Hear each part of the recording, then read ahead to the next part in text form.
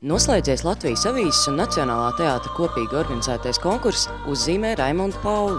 Konkursanti no visas Latvijas iesūtīja kopumā 147 skaistus, daudzveidīgus un iedvesmojošus darbus.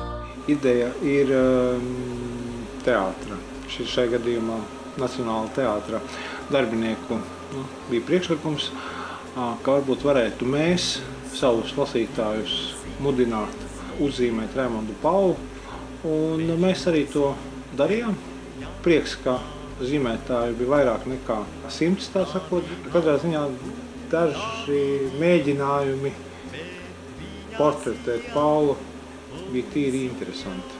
Septembrī tapu izrāde Leo pēdējā bohēma, kas bija Raimonda Paula veltījums Leo Koklim, viņa draugam un cilvēkam, kurš reiz viņu uzgleznoja.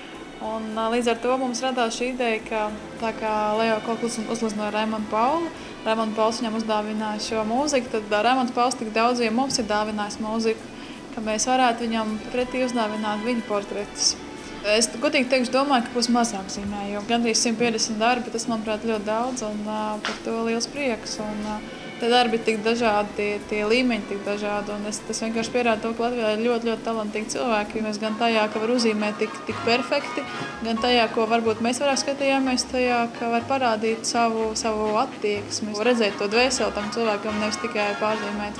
Es izdarīju tādu, varētu teikt, nedaudz viltīgu gājienu, paņēmu līdzi teātra mākslinieku.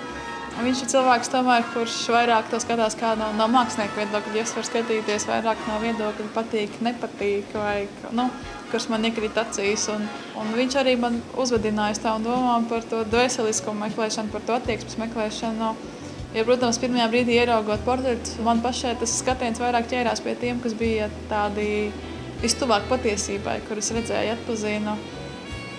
Bet jā, ka patiesībā jāskatās ir tas dziļums, nevis pat tik daudz tā tehnika, jo daudziem ir tehnika, vienkārši atstrādāt tehniku un jāmeklē tas attieksme, varētu tā teikt. Jā.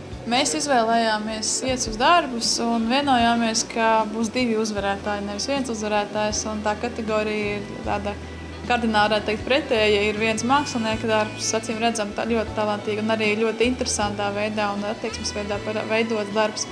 Un viens ir bērna darbs, bet arī tas bija tāds, kurš principā viens no pirmajiem saistīta uzmanību. Mēs sapratām vienbalsīgi visi, ka jā, tas ir tas darbs. Un vēl mēs atradām 3, kuriem būs ielogumi uz teātri.